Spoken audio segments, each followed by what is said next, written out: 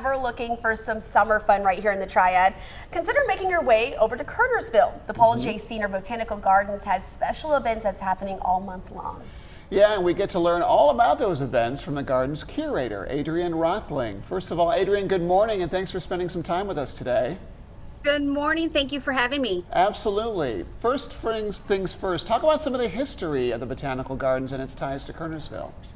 Yeah, so we're located in downtown Kernersville. It's a historic downtown, and believe it or not, there was 7 acres just overgrown with kudzu and other weeds, and the Senior Foundation saw the property and decided to buy it because who knows what it would have been after all this time. But it's a wonderful tropical oasis right here in downtown Kernersville, and we've been in existence since 2011, and we've been growing steadily ever since. Well, flowers happen to be my favorite thing ever, and so I've been waiting to come and pay you a visit. Tell us about the Artisans in the Garden. It's happening this weekend. Sure. What's great about the Artisans in the Garden is they've been working with us for the last, I don't know how many years, 10 years maybe. So they've been one of the first to rent out our space in the ballroom. So we do have a welcome center, 2,400 square foot ballroom, and it's a big wide open room, and they have invited artists from the Triad. So it's the Triad Crafts and Arts Guild, and they all make products themselves. Some people have soap, some people have jewelry, some people have paintings, cards. I mean, it's an amazing group of people, all handmade, all local, all coming to Kernersville on Friday and Saturday. Well, I hear something very special is also happening. You guys are on Monarch Watch this month, which means there's a chance for visitors to get involved as well. Please tell us just a little bit about what this alert means and why we should be tuned in to know what's happening. Sure. I have talked to the mayor many times, Mayor Morgan, and she is all about the pollinators, especially the monarchs, because the monarch butterfly is in decline. We hope they don't become endangered, but we fear that it could happen. And when I say we mean other public gardens.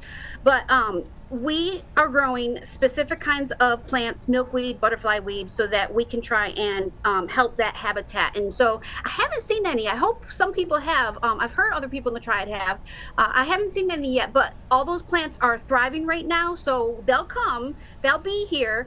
And because we have the milkweed on the property, they will lay their eggs on the property, and then we'll get to watch them hatch. And then how about this word for y'all? So when they hatch as caterpillars, and then they're going to pupate into the monarch. And the pupate stage is pretty much when we can really watch them, and that's really cool because they got about 10 days where they will actually transform from the caterpillar cocoon stage into the butterfly, and it's so much fun to watch. Wow. That is really cool. You know, and I'm really glad that you're doing that too, because I just feel like, since I was younger, since I've grown up, I mean, the number of butterflies that you see, every spring, every warm season has really, really dropped off. And I really appreciate the efforts that you guys have put into that too.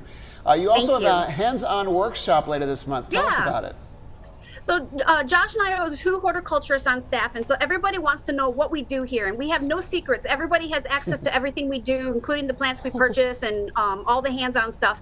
But a lot of people don't realize that your hand tools can get gunked up with sap from plants or pollen, and they might not know the resources or how to take care of those tools. So Josh is going to do a hands-on workshop. Bring your hand tools, and he's going to show you how you could take your stuff apart, how you can polish them, clean them, and all the resources you need to keep those clean, because people really need to make sure they keep their hand tools clean often, like almost weekly. And it could be something as simple as even having a Clorox drench, so that after you're done pruning or whatever, you quickly dab them in something and then go on. And Josh is going to teach us how to do that. It'll be Saturday, July 22nd at 10 a.m. And we do encourage ahead of time registration. Okay, well, Adrienne, come on back on our show anytime. We loved having you. And for everyone watching at home, to see a full list of those events that Adrienne mentioned that are happening at the Botanical Garden, just head to their website, seniorbotanicalgarden.org. As you